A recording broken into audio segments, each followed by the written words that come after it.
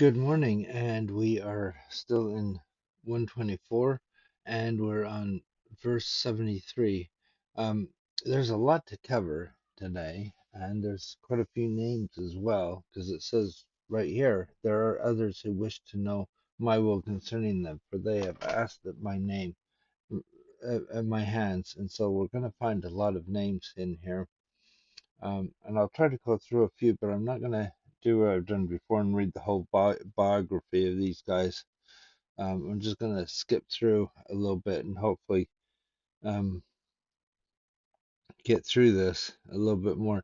But I think it helps to do this because these people are in the book, in the section, and in the Doctrine and Covenants um, because of what they did and what they're doing.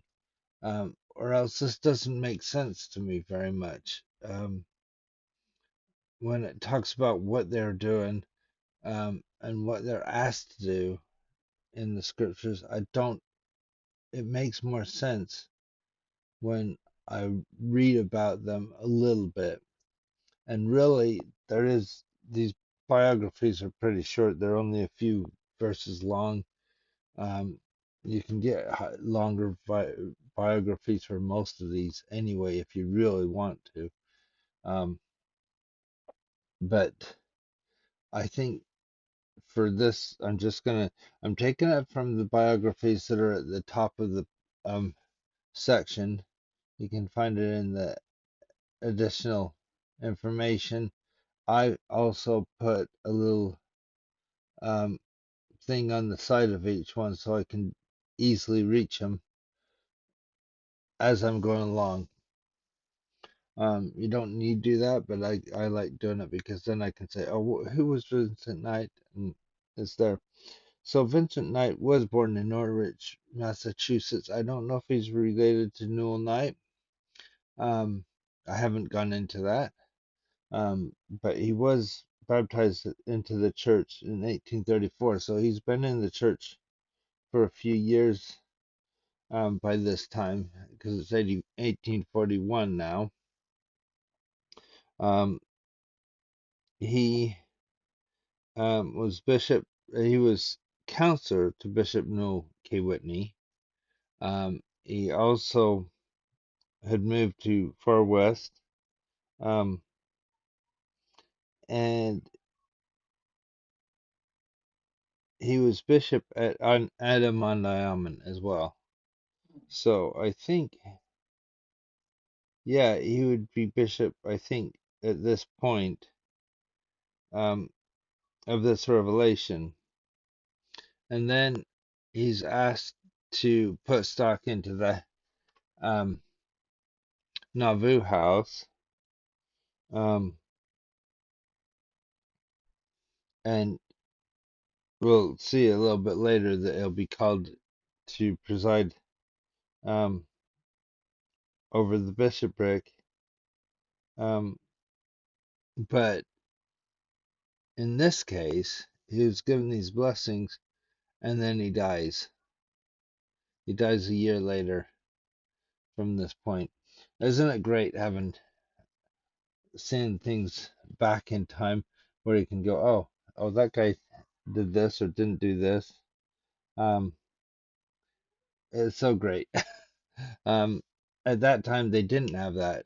Could you imagine if the Lord said, um, well, I bless you with this and this and this, but you're going to die anyway.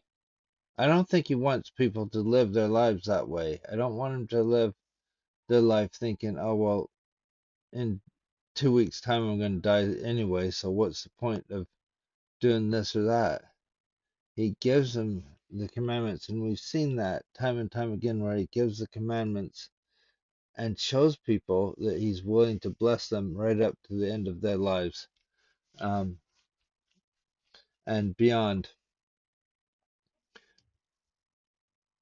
And he expects us to live our lives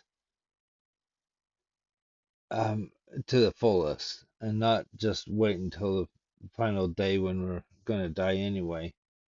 Um, and so we have it says Um, Vincent Knight, if he will do my will, let him put stock into the house for himself. The house is, of course, the Nauvoo house, and for his generation after him, from generation to generation. They'll say this repeatedly from generation to generation. That's what it was supposed to be for them. Um, Let him lift up his voice long and loud in the midst of the people, and plead the cause of the poor and the needy, and let him not fail, neither let his heart faint. I think that right there shows how important it is to the Lord that we look after those that are having a harder time. I think sometimes that's where we hear the um, when we have the rich shall be abased and the poor exalted, or I can't remember how it's said, but right now. Um, but basically,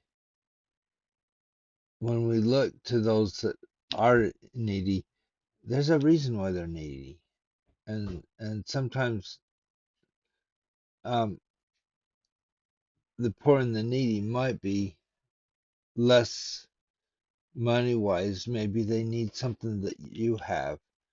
Maybe it's a talent that you have that they don't.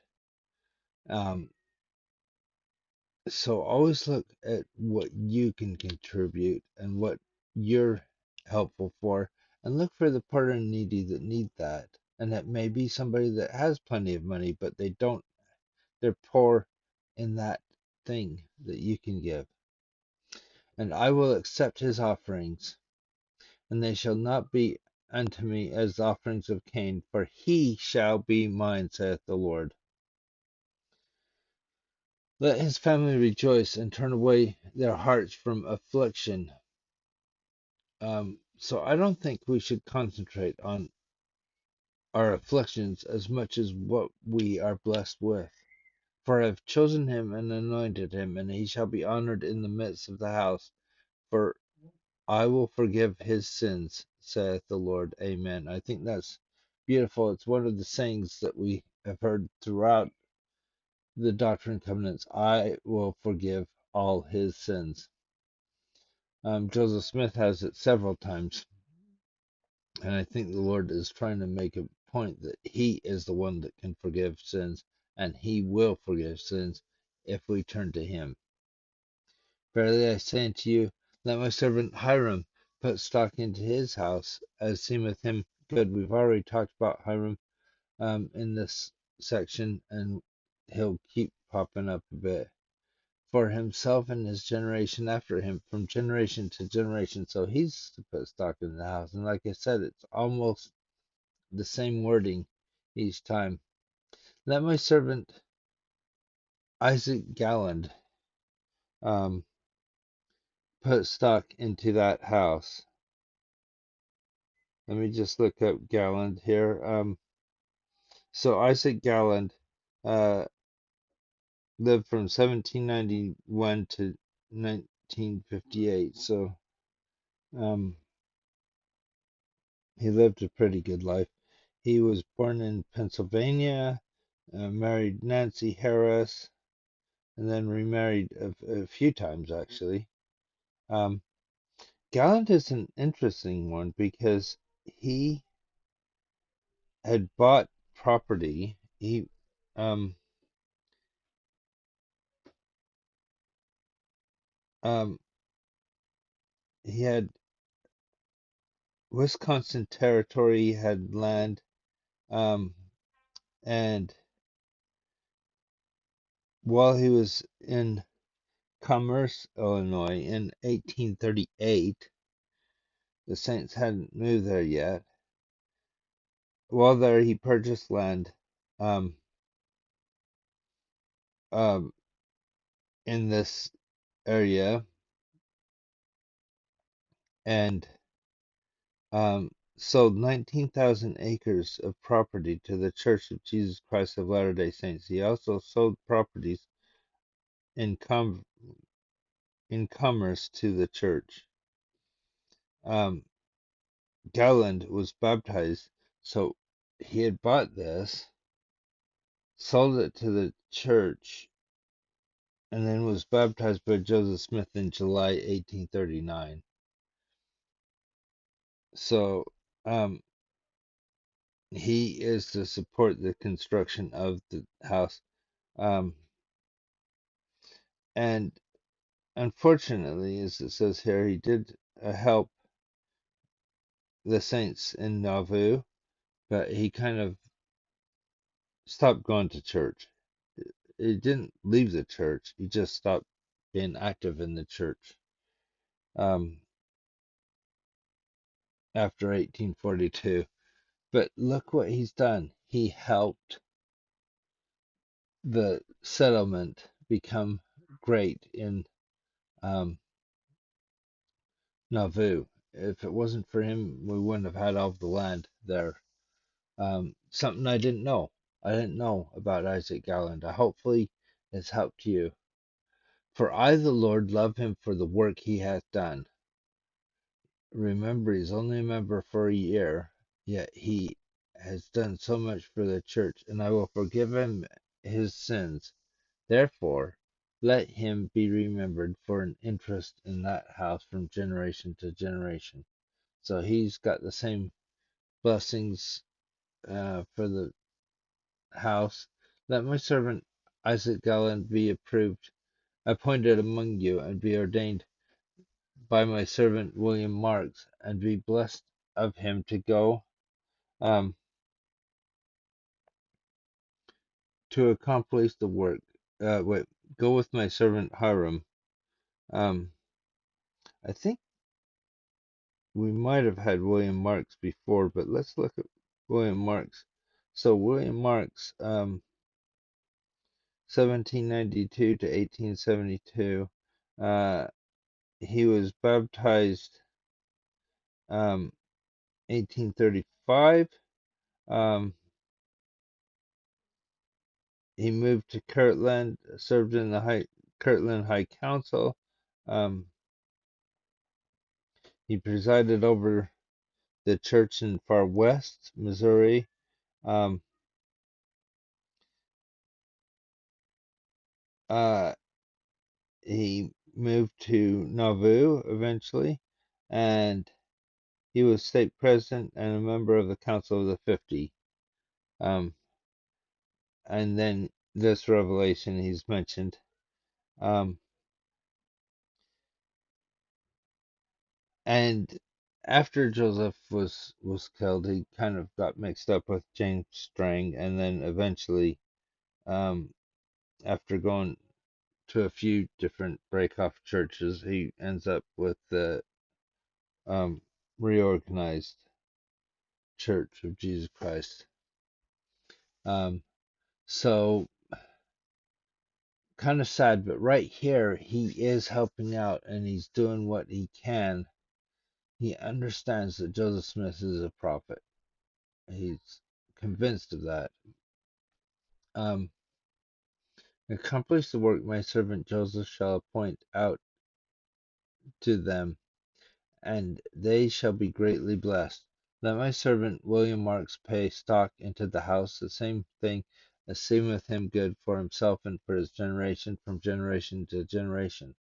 Uh, Let my servant um, Henry G. Sherwood, pay stock into that house as seemeth him good, himself and his seed after him from generation to generation. So Sherwood, um, 1785 to 1867, sorry. Um, so he lives a decent life. Um, um, he joins, he's baptized, I think, in 1820, wait,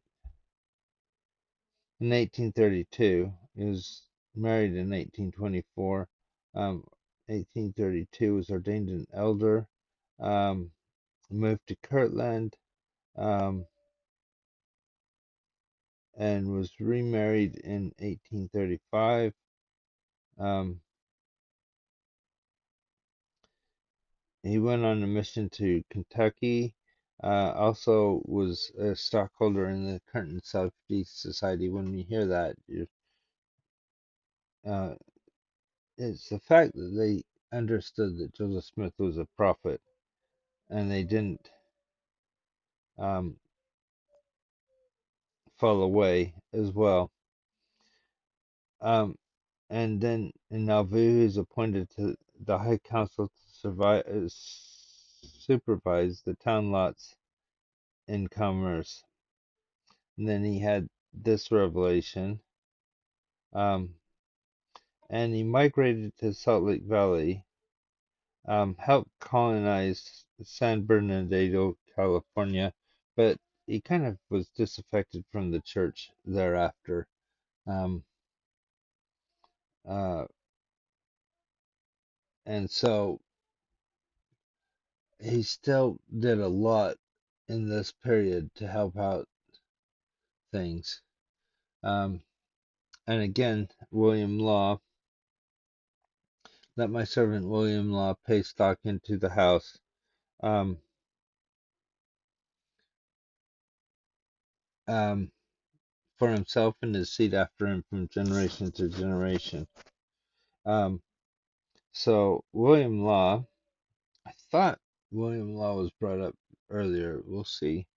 Um, so he marries and was baptized in 1837, and he served as the presiding elder of the branch of the church in Churchville, Canada, and then moved to Nauvoo, um, and then had this revelation given. Um, During the time, he also served a mission to Philadelphia, and he served in civic positions. Um, in January 1844, Law was removed from the first presidency, and he was excommunicated that April.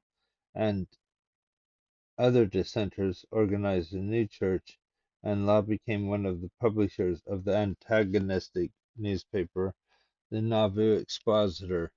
So William Law didn't stay faithful to the prophet. He didn't stay, um, but at this point he is, and that's one reason why his name's mentioned here. And I try to remember that some of these people were really faithful. We have the witnesses and things that some of them didn't seem to stay faithful to the church, but they were faithful to their testimony of the witness of the Book of Mormon. Um, and there's a lot of reasons why people um, don't stay faithful, but it's really sad to see. But um, in this case, he became very antagonistic. And the Nauvoo Expositor, I thought, was one place that said some really negative things that didn't help the prophet when he was needed to go to jail. So William Law was ended up being quite not very good. But here, remember, he is trying to do all that he can to do what's right. And if he will do my will, let him take his family unto the eastern lands, even unto Kirtland. Nevertheless, I, the Lord, will build up Kirtland, but I, the Lord, have a scourge prepared for the inhabitants thereof. So it's interesting. He's saying, I want him to go back to Kirtland, build that up, and we'll see how that goes. But I'm still going to scourge them, and it's not going to be pleasant. And with my servant Ammonbabit, Edmund Babbitt was born in Massachusetts. He was baptized in 1830, so he was a real early member of the church. Served missions in New York, um, and married in 1833. Um, participated in the Camp of Israel, was part of the first quorum of the 70, but then he was disfellowshipped in 1835, and then he was fellowshipped the following month. So, and then he served some missions, um, and he was also one of the people that was supposed to help with gathering information, publications against the church that he could find, which probably didn't help him very much, because then he's disfellowshipped again in 1841 or 40, 1840, and then in 1841 he's refellowshipped and is in this revelation. He just can't seem to keep everything straight. He is also in the Council of 50. So when he was in the church, he really was in the church. When he wasn't, he wasn't. And he eventually he goes to Utah Territory, but he's excommunicated there. So 3 times he's excommunicated. 3 times, well, 2 times he was let back into the church and actually helped out quite a lot when he was active. I've known members that are similar to that, where they'll come out, they'll be active for a while, and they'll do a lot in the church, and they'll fall into inactivity, and then they'll become active again, and then fall into inactivity. Um,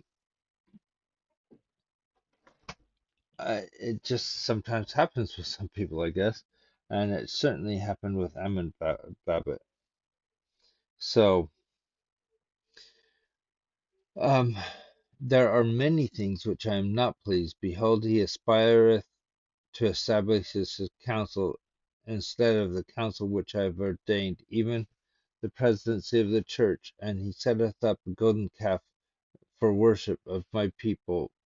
So he's not doing what the Lord wants him to do. That's why he was excommunicated twice by this time. Let no man from this place go from this place who has come here essaying to keep my commandments, hoping to keep my commandments. If they live here, let them live unto me, and if they die, let them die unto me, and they shall rest from all their labors here, and shall continue their works. What I think this is saying is, don't just come hoping you'll live the commandments, but come here to live unto me. Come here to be more like me, to do those things that you're supposed to do, not just hope you will. And then if you're going to die here, die unto me. Be faithful to me, the Savior. Therefore, let my servant William put his trust in me, and cease to fear. I think this is William Law. And cease to fear concerning his family because of the sickness in the land. If ye love me, keep my commandments, and the sickness in the land shall redund your to your glory. In other words, keep my commandments, and eventually, and really, this is talking about Commerce, Illinois, that becomes Nauvoo. There was a lot of uh, sickness there. They drain it all out, they get rid of the swampiness of it, and it becomes a very beautiful city. Let my servant William go and proclaim my everlasting gospel with a loud voice and with great joy, as he is moved upon by my spirit, unto the inhabitants of Warsaw, and also the inhabitants of Carthage, and also the inhabitants of Burlington, and also the inhabitants of Madison. So he's going to go on his mission, do that, and wait patiently and diligently for further instructions at my general conference, saith the Lord. So he's do these labors, and he'll be blessed. And if he will do my will, let him from henceforth hearken the counsel of my servant Joseph, and with his interest support the cause of the poor, again talking about the poor, and publish the new translation of my holy word unto the inhabitants of the earth. They're still working on getting the Bible translated with the new translations. And if he will do this, I will bless him with the multiplicity of blessings, that he shall not be forsaken, nor his seed found begging bread. And again I say unto you, let my servant William be appointed, ordained, and anointed as counselor unto my servant Joseph, in the room of my servant Hiram, that my servant Hiram may take the office of priesthood and patriarch, which was appointed unto him by his father, by blessing and also by right. So again, Hiram is brought up here about his his point of being a patriarch and also helping his brother. And from henceforth he shall hold the keys of the patriarchal blessings upon the heads of all my people. And whoever he blesses shall be blessed, and whoever he curses shall be cursed. And whatsoever he shall bind on earth shall be bound in heaven, and whatsoever he shall loose on earth shall be loosed in heaven. What a beautiful promise that he's given, and that's because he becomes a patriarch that he receives this, and it's the same thing that his father was doing. And from this time forth I appoint unto him that he may be a prophet and a seer and a revelator unto my church, as well as my servant Joseph. That is really significant, and it's also, think about it, it wasn't just one prophet, seer, and revelator that died in Carthage, it becomes two. And that's an important fact that we have here, that he had that calling, that he may act in concert, and also with my servant Joseph, that he shall receive counsel from my servant Joseph, who shall show unto him the keys whereby he may ask and receive and be crowned with the same blessings and glory and honor and priesthood and gifts of the priesthood that once were upon him that was my servant Oliver Cowdery, who had fallen away by this time. And so you see that Hiram has taken Oliver Cowdery's position, next to Joseph Smith as a prophet, seer, and revelator, that my servant Hiram may bear record of the things which I shall show unto him, that his name may be had in honorable remembrance from generation to generation, forever and ever. And I think that has been totally fulfilled. And my servant William Law also received the keys by which he may ask and receive blessings. Let him be humble before me, and be without guile, and he shall receive my spirit, even the Comforter, which shall manifest unto him the truth of all things, and shall give him the very hour what he shall say. So he is blessed with all these things. Unfortunately, if it's amazing what would have happened if he would have not fallen away.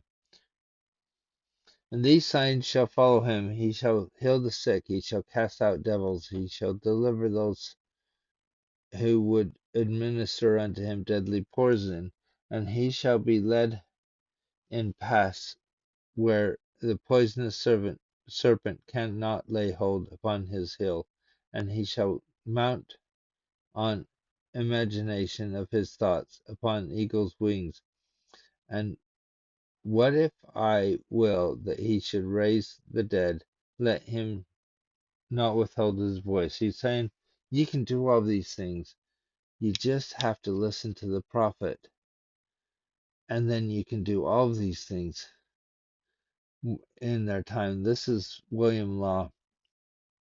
I just wonder what it would have been like in church history if he would have been faithful to Joseph Smith a little bit more. It would have been different history. Well, I hope you got something from this and learned a bit, and we'll continue with 101 tomorrow.